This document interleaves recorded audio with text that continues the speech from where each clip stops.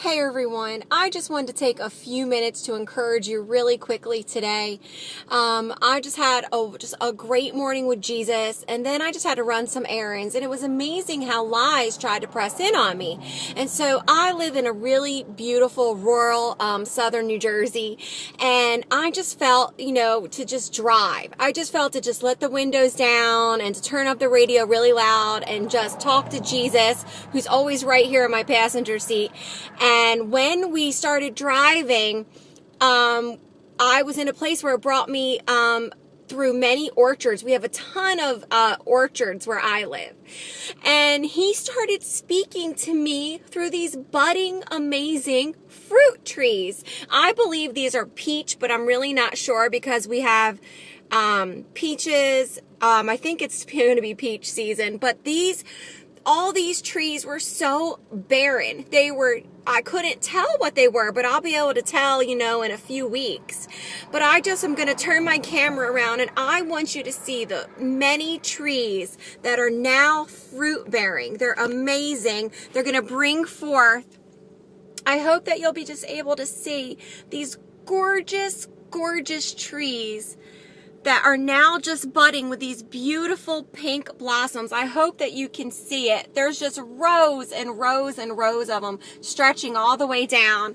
And I'm crying as Jesus is saying, just as easily as those precious trees are being tended by that farmer, are being tended, and they're just being watered, and they're being loved, and they're being looked after and tended so kindly and fed. That's how he brings forth his life in me and in you. And it's ever so gently and kindly our good shepherd tends us. And what do? We just hang out and be loved. We just hang out and say, help me, Daddy, show me the truth. And so that's what I asked him today. I said, show me the truth. I need to see.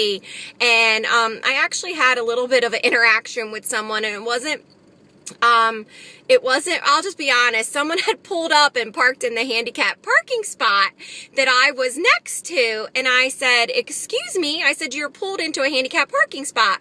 And they were quite rude to me, and so it just really spoke a negative voice to me. And so when I asked Jesus what happened, and it was just some young teenagers that just wanted to run into the store, and I can understand that, but it really bothered me since I'm in a wheelchair. So you can see there's my wheelchair and walker, and I need that spot, you know what I mean? And it had the craziest voice to me that he showed me that what I said didn't matter, you know what I mean? And so I know now that's not true, and I can just see there were young kids who don't understand, and you know what I mean, but I was really feeling a lot of anger towards them. I was really angry, and I almost started crying because of how angry I felt, and it just felt like, God, nothing I say matters. Nothing I said matters to these kids because I was nice, but I said, look, I need it. I'm in a wheelchair. And they're like, oh, you'll be okay. And I was like, I know I'll be okay, but you're not okay in what you're doing.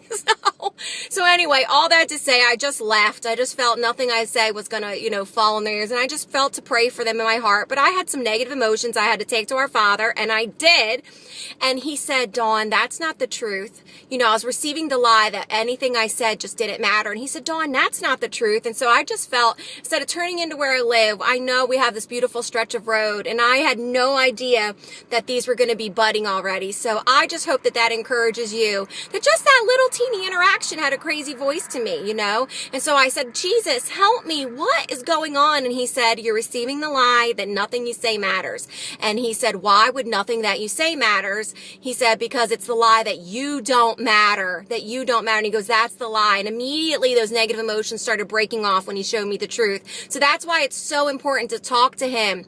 And so then as we were driving, I just felt to pull over, and I started crying when I saw these beautiful trees bearing, they're getting ready to bear their fruit, and they don't do anything, do they? We can't do anything to produce the life of God in us. And that's why I wanted to encourage you that what does a tree do? We're trees of righteousness now.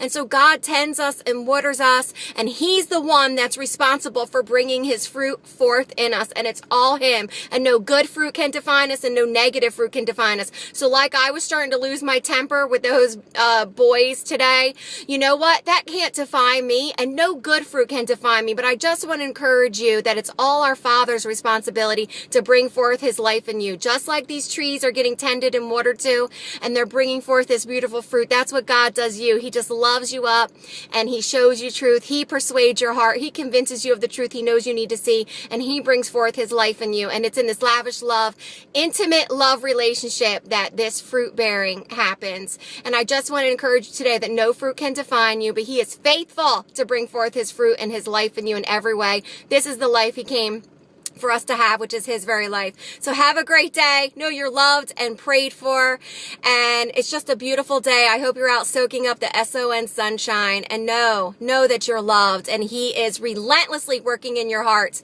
He's relentlessly working in your hearts to bring forth his salvation in every area of your lives. He's not slacking. He's not slacking. I just want to encourage you that you think, oh my God, is this ever going to change? Let me tell you, it looked bad when Jesus died. It looked bad. He was dead in the tomb 3 days, and our Father resurrected him. So as surely as he pulled Jesus out of the grave, and that Jesus didn't do anything to get up, Jesus didn't do anything to get himself out of the grave, as surely as he pulled Jesus out of the grave, he is working in your heart to bring forth his life and to bring forth salvation in you like only he can. So please be encouraged today that no matter what it looks like, our Father's not slack, and he's working in your heart to bring about his life. So have a great day, and know you're loved and prayed for. We love you.